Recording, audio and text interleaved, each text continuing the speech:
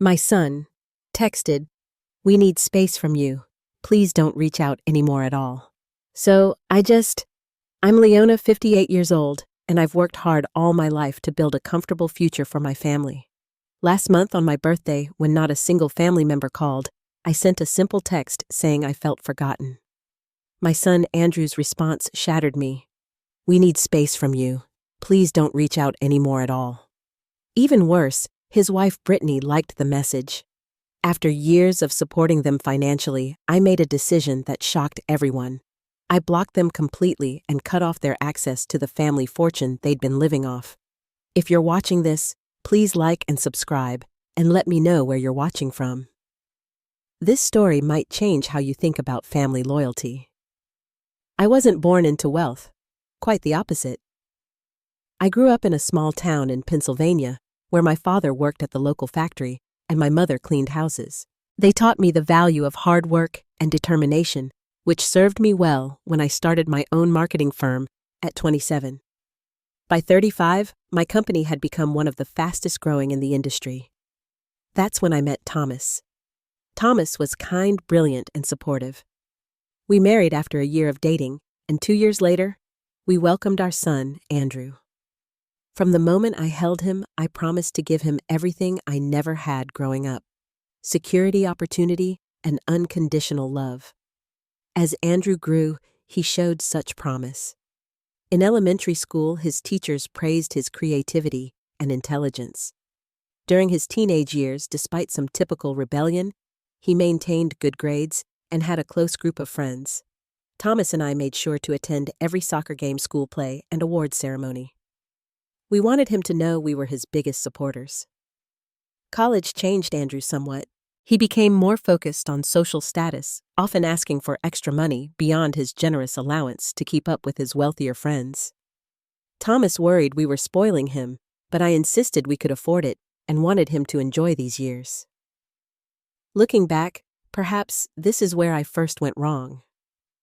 After graduation, Andrew worked at my company for a while before deciding it wasn't for him. Instead of pushing him, I supported his decision to find his path. That path led him to Brittany. They met at a charity gala I had invited Andrew to attend. Brittany was stunning, charming, and seemed genuinely interested in our family. Within months, they were inseparable. When Andrew announced their engagement after dating for just a year, I had reservations but kept them to myself. Thomas was more vocal about his concerns. "She's very focused on what we have, not who we are," he told me privately. Every conversation turns to our house, our vacations, our connections. I dismissed his worries. "She makes Andrew happy," I said. "That's what matters." Their wedding was extravagant, entirely paid for by us. When they expressed interest in a house in an exclusive neighborhood, I offered to cover the down payment as a wedding gift. Thomas reluctantly agreed, making me promise this would be the last major financial assistance. But Thomas never saw how things would evolve. 8 years ago, he suffered a massive heart attack while playing golf. The loss devastated all of us, especially me. Thomas had been my partner in every sense of the word, in business, in parenting, in life. Without him, I felt adrift. During this period of grief, Andrew and Brittany seemed supportive, visiting regularly and helping me sort through Thomas's affairs. The family business continued to thrive under my leadership, though I began considering early retirement. The estate planning Thomas and I had done left everything well organized, with trusts established for Andrew and future grandchildren. What I didn't notice then was how frequently Andrew and Brittany's visits coincided with new financial opportunities they wanted to discuss. A vacation home they had their eye on. Investment opportunities that couldn't wait. Brittany's desire to start a boutique that needed startup capital.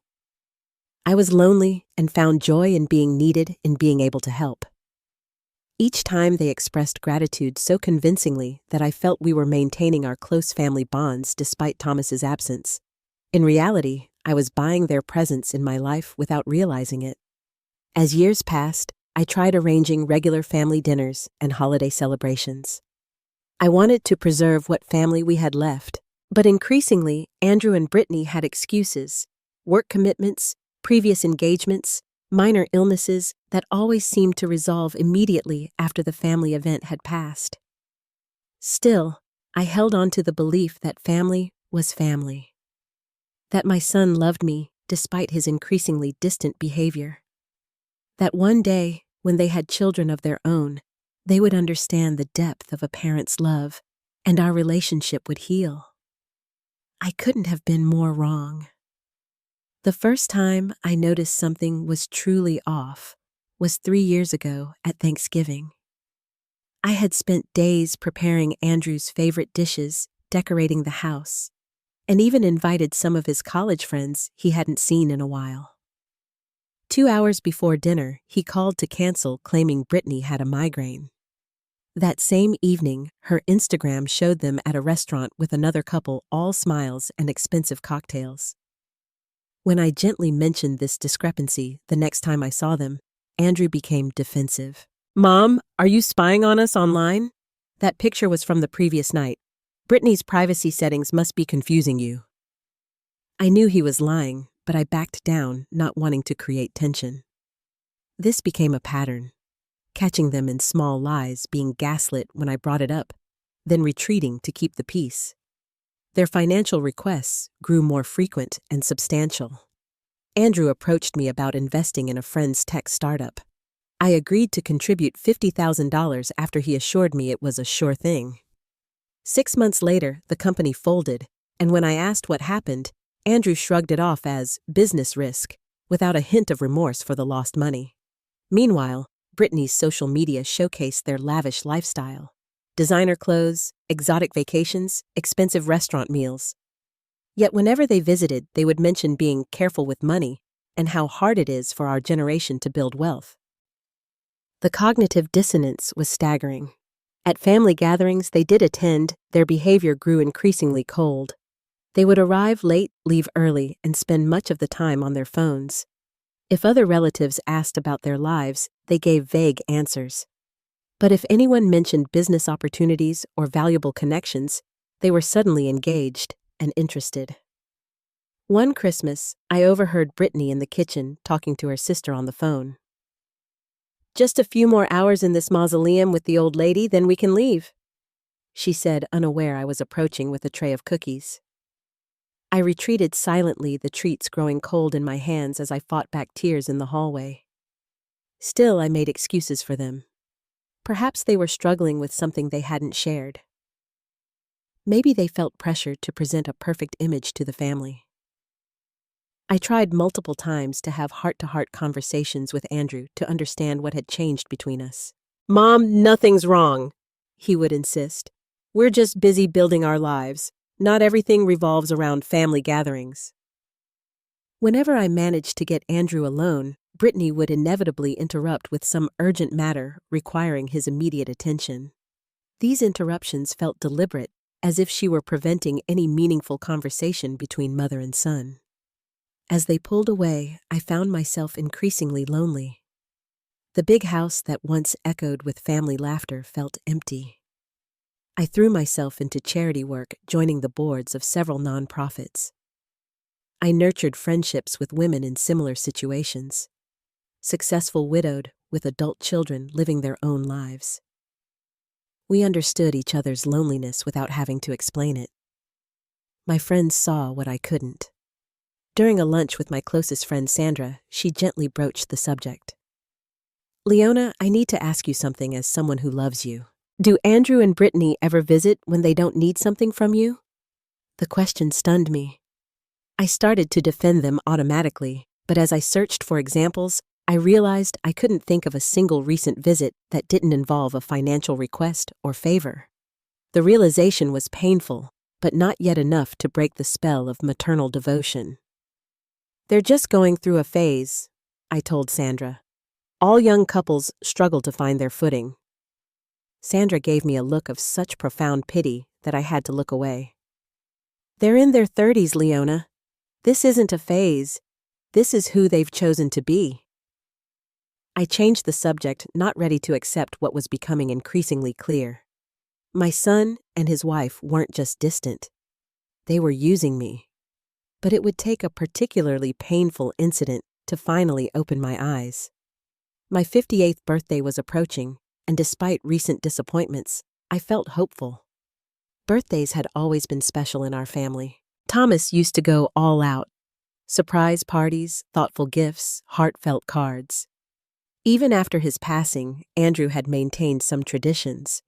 The previous year, he and Brittany had at least sent flowers and called. 2 weeks before my birthday, I mentioned it casually during a rare phone call with Andrew. I'm thinking of trying that new restaurant downtown for my birthday next week. They say the wait for reservations is usually months, but I got lucky. That sounds nice, Mom, he replied distractedly. I could hear Brittany saying something in the background. Hey, I need to go. We'll talk soon. A few days later, I sent a group text to family members, including my sister, some cousins, and of course, Andrew and Brittany. Looking forward to celebrating another trip around the sun next week. Nothing fancy needed. Just your love, and maybe a slice of cake. My sister called immediately to wish me an early happy birthday and apologized that she couldn't fly in from Arizona due to a work commitment.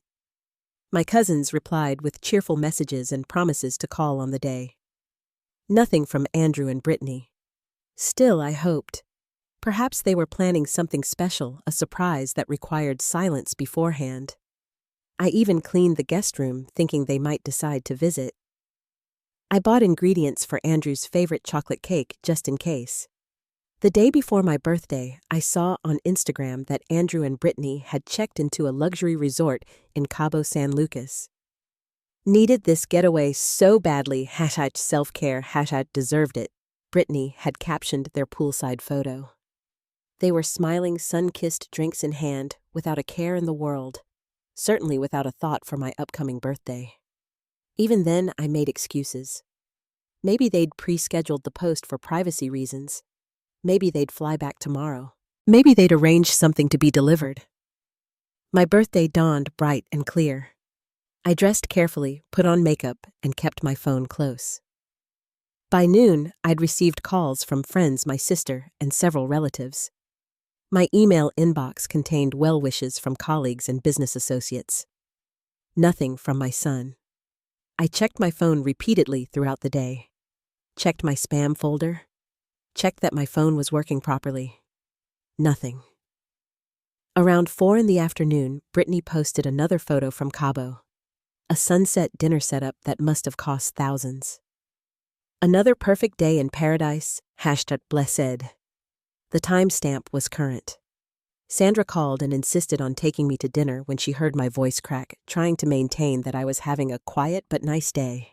Over an elegant meal she'd arranged with a small group of friends, I maintained a brave face, laughing and expressing gratitude for their thoughtfulness. Inside, my heart was breaking. When I returned home to my empty house, the weight of the day crashed down on me. The cake ingredients sat unused on the counter.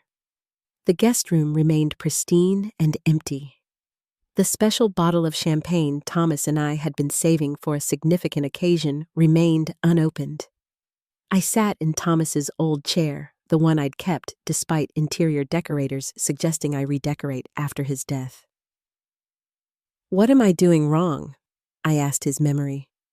Why doesn't our son want to be part of my life anymore? In a moment of rare vulnerability fueled by disappointment, and perhaps the 2 glasses of wine from dinner, I picked up my phone and typed a message to the family group chat. Thank you to everyone who remembered my birthday today. It means more than you know. For those who didn't, I miss you and love you anyway. Sometimes, I feel very forgotten. I hesitated before pressing send, wondering if I was being too emotional, too needy. But 58 years had earned me the right to express honest feelings. Hadn't it? I pressed send and set my phone aside, not really expecting any response. An hour passed. My phone pinged with a new message notification. My heart leapt, hoping for even a belated acknowledgement from Andrew. Instead, what I read left me breathless with shock. The message glowed on my screen, each word a fresh wound. Mom, I've been meaning to have this conversation for a while. We need space from you. Please don't reach out anymore at all. Your constant need for attention and validation is exhausting for everyone. We're trying to live our lives without your emotional demands. This message just confirms why we need boundaries. I stared at the phone, unable to process what I was reading. Surely this was a mistake, a cruel joke. But there was his name, Andrew, my son, the baby I had nursed, the child I had raised, the man I had supported in every possible way. Below his message appeared the notification. Brittany liked this message. She had liked it, as if my son publicly rejecting his mother deserved an endorsement, a digital round of applause. In that moment, something inside me hardened. The group chat remained otherwise silent. No one came to my defense. No one expressed shock at Andrew's cruelty. Either they were too stunned to respond, or they secretly agreed with him. Both possibilities hurt. I didn't reply. What could I possibly say? Instead, I placed my phone face down on the coffee table and sat motionless as tears streamed down my face. The grandfather clock Thomas had loved so much ticked loudly in the silent room, marking the moments of this new harsh reality. Sleep eluded me that night. I lay awake replaying every interaction with Andrew and Brittany over the past several years, searching for where things had gone so terribly wrong. Had I been too generous, not generous enough, too involved, too distant? Memories flooded back. Andrew's first steps toward me, his gap-toothed smile on his first day of school, teaching him to drive in the empty mall parking lot, helping him move into his college dorm. I had been there for every important moment of his life. When had that become a burden to him?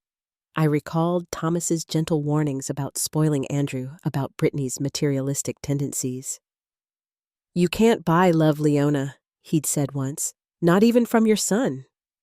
I had dismissed him, assured that a mother's love and a son's love were unbreakable bonds. Yet here I was, broken, dismissed, discarded. As dawn broke, I moved from despair to something else. Anger, yes, but also clarity. This wasn't about my failings as a mother. This was about entitlement, about using people, about taking and taking without gratitude or reciprocation. I didn't respond to the message that day, or the next. Instead, I made an appointment with my financial advisor for the following morning. It was time to understand exactly what Andrew and Brittany had been taking from me all these years. "Mrs. Montgomery, I've prepared the financial summary you requested," my advisor Jeffrey said, sliding a folder across his desk. "It covers all distributions to Andrew and his wife over the past 5 years." I opened the folder and felt my breath catch. The total figure at the bottom of the page was staggering, over $2 million beyond their regular trust distributions. House down payment, startup capital for Brittany's failed boutique, the loan for Andrew's friend's business, vacations, cars, art, always positioned as investments opportunities or special one-time needs. "And they've made no repayments on any of the loans?" I asked. Jeffrey adjusted his glasses uncomfortably. "No, Mrs. Montgomery. When I've gently inquired about repayment schedules in quarterly reviews with them, Andrew always says he's discussed it with you and that you've extended the terms." Another lie. We'd never discussed repayment at all.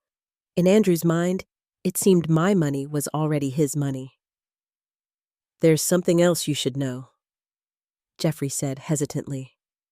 "They've contacted me 3 times in the past month, asking about the process for accessing the principal of the family trust. I explained that's not possible without your approval as trustee, but they were persistent. So they wanted more, much more. Not content with the generous allowance and additional loans, they were now after the core family fortune itself." After leaving Jeffrey's office, I called my sister Catherine in Arizona. "Kathy, I need to ask you something honestly. Has Andrew said anything to you about me recently, about my behavior or mental state?" The long pause before she answered told me everything. "Oh, Leona," she finally said. "I should have told you sooner. Andrew called last month saying they were concerned about your mental health. He suggested you might be developing early dementia, becoming paranoid. He said you'd been accusing them of avoiding you and only wanting your money.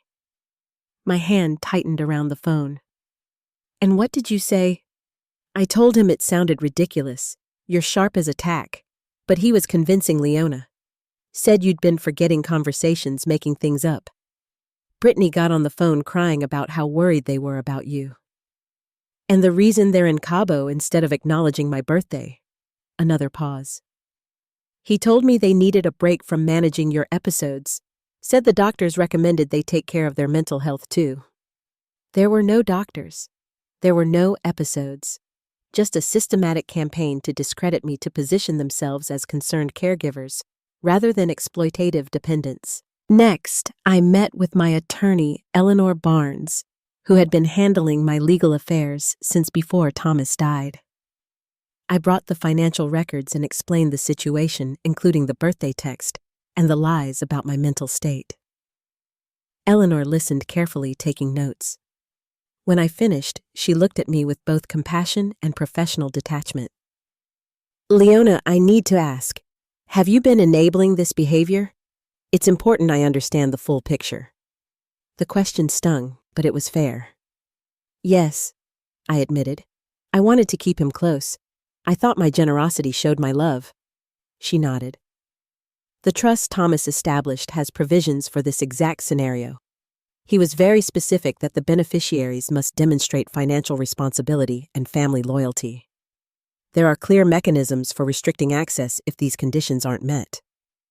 Thomas knew, I whispered, a fresh wave of grief washing over me. My husband had foreseen this possibility and protected me even after death.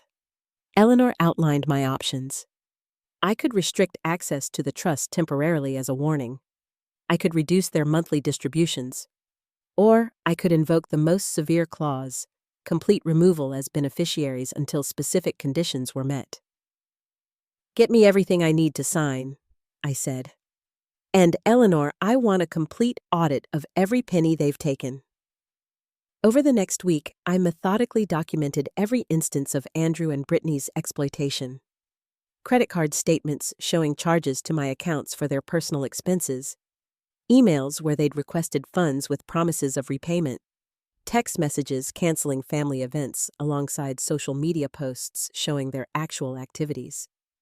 The evidence was overwhelming and heartbreaking. This wasn't a misunderstanding or a phase. This was years of calculated behavior.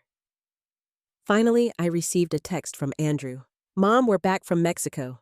We need to discuss something important about the family business. Can we come over tomorrow? No mention of my birthday. No acknowledgement of his cruel message.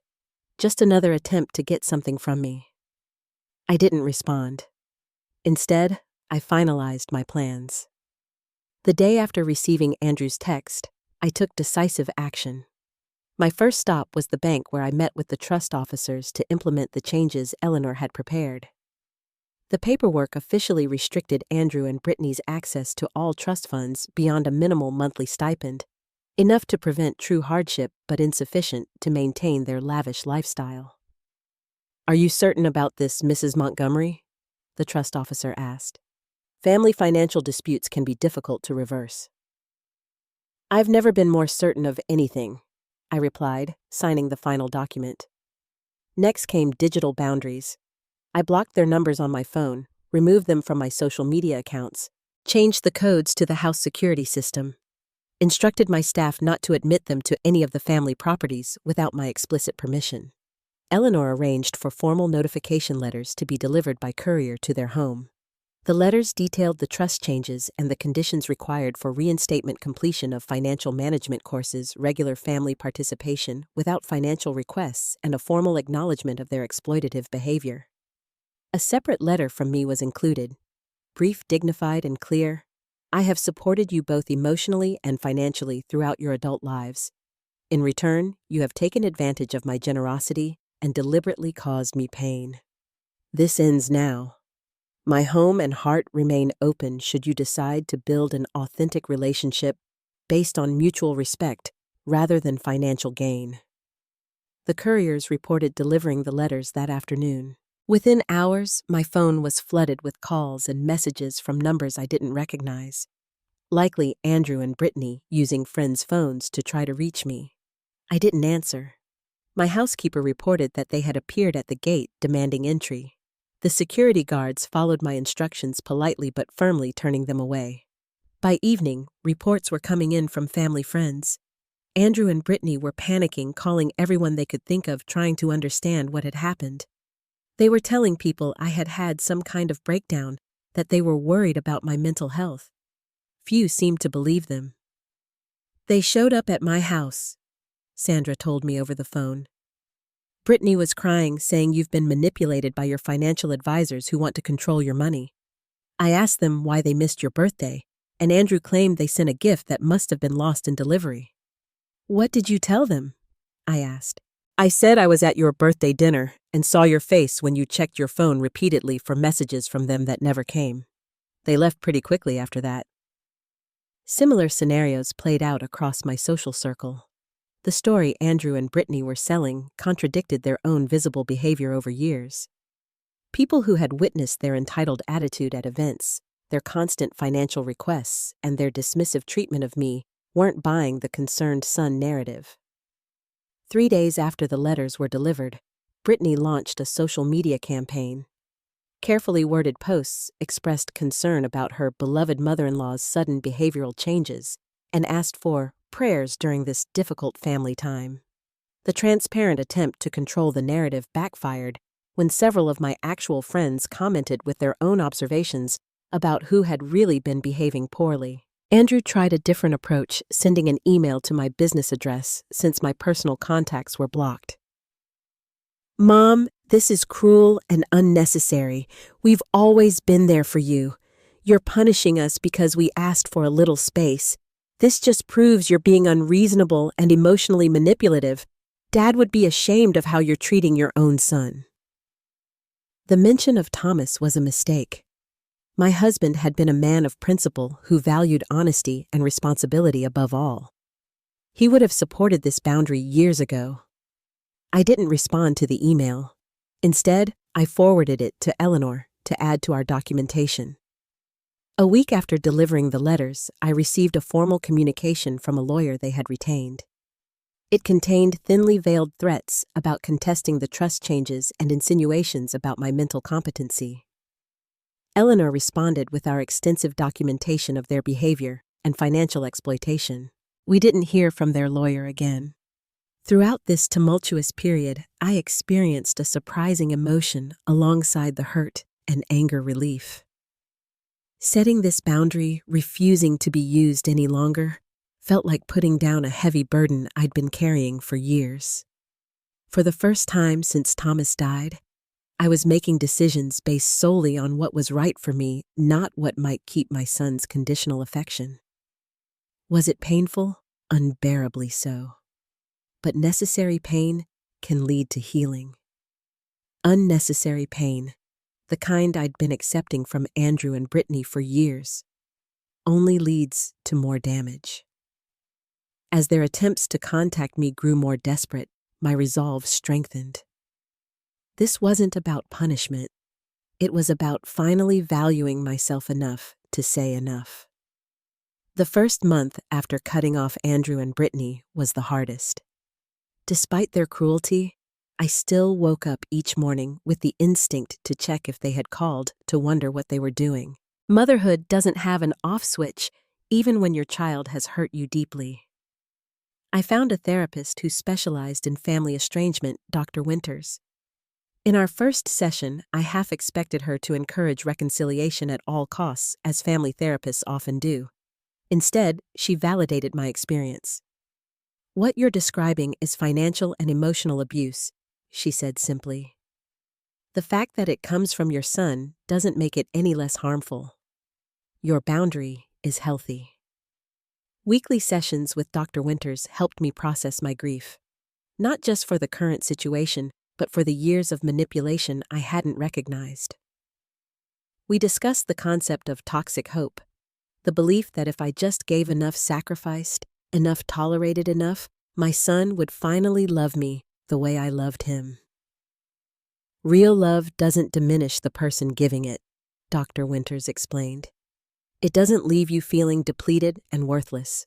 I joined a support group for parents estranged from adult children.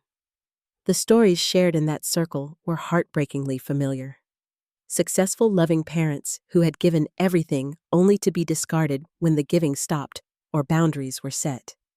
Their experiences affirmed my painful choice wasn't unique or wrong. My wider social circle proved surprisingly supportive. Friends I had neglected while focusing on Andrew began filling my calendar with lunches, theater outings, and weekend trips. My sister Catherine flew in for a week, helping me redecorate spaces in the house that had remained unchanged since Thomas died. "This place should reflect who you are now, Leona," she said as we selected new art for the living room. "Not just who you were as Andrew's mother or Thomas's wife." 3 months after the cutoff, I established the Montgomery Family Foundation, dedicating a significant portion of my wealth to supporting family counseling services and financial literacy programs. The foundation work gave me purpose and connected me with people who valued contribution over consumption. I also returned to my business not in an operational role, but as a mentor to young entrepreneurs. Sharing my knowledge with people who were genuinely grateful and eager to learn healed something in me that Andrew's entitlement had damaged. My confidence in my own worth, separate from what I could give financially, slowly returned. 6 months passed. The seasons changed. I established new birthday traditions with friends who actually wanted to celebrate me.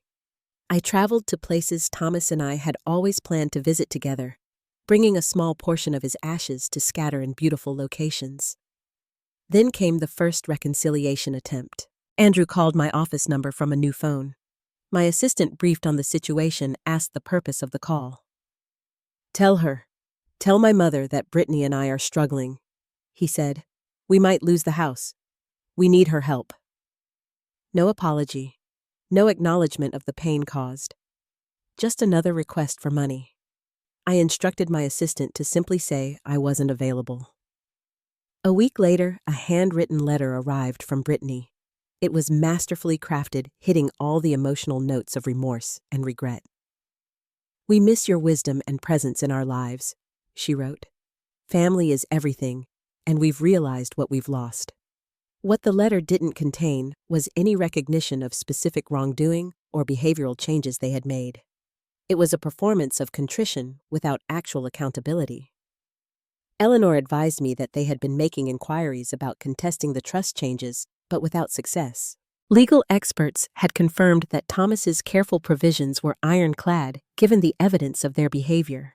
Brittany's social media transformation was almost comical. Gone were the luxury vacation photos and designer shopping hauls. Her new persona was centered on authentic living and family values. She posted throwback photos of earlier family gatherings, writing captions about missing those precious times she had complained bitterly about attending when they actually occurred.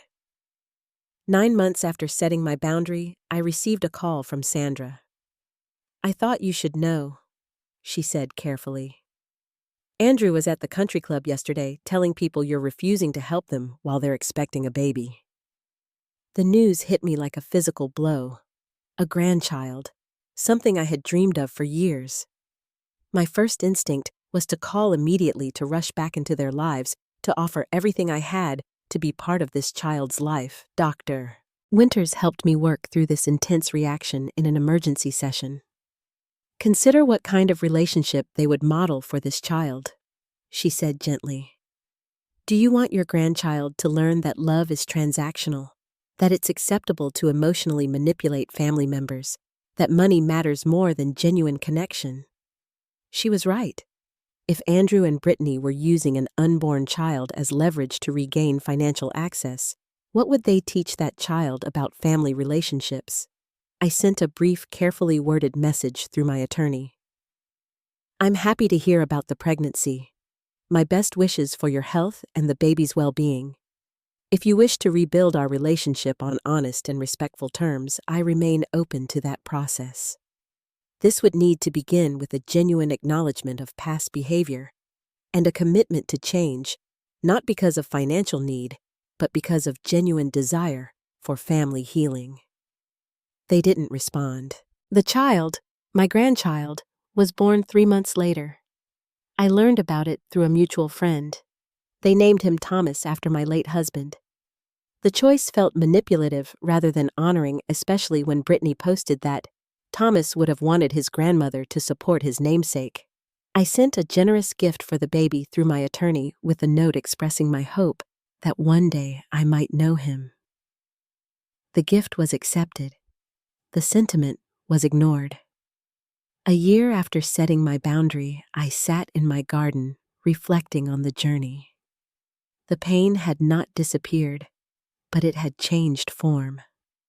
What once felt like a gaping wound was now more like a tender scar, sensitive to touch, but no longer bleeding. I had built a life rich with genuine connections. I had learned to recognize the difference between generosity and enabling. I had discovered strengths I never knew I possessed. In a journal, Dr. Winters had encouraged me to keep. I wrote a letter to Andrew that I never intended to send.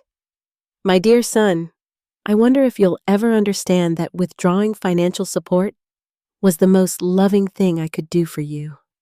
Money had become a barrier between us, not a bond. Every dollar reinforced your belief that my value lay in what I could give you, not who I am. I hope someday you'll want a mother, not an ATM. I'll be here if that day comes.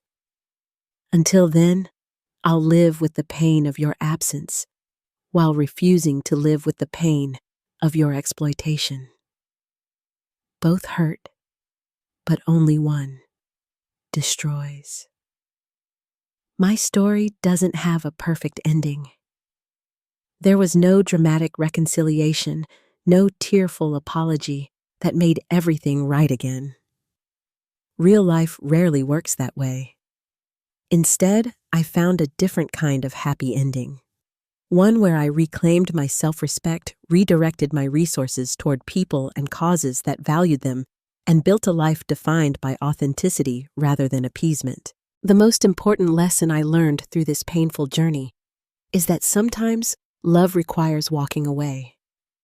Not as punishment, but as recognition that enabling harmful behavior isn't actually loving.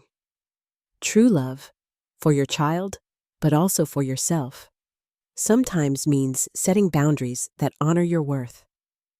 If my story resonates with you, know that you're not alone.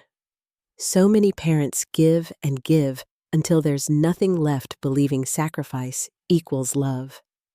But real love can't exist without mutual respect.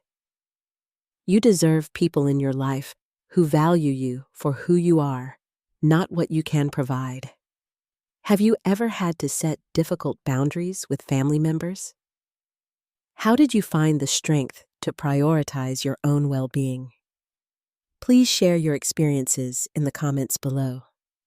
If you found value in my story, please like and subscribe to help others find it who might be facing similar challenges. Thank you for listening, and remember, it's never too late to teach others how you deserve to be treated, even if that person is your own child.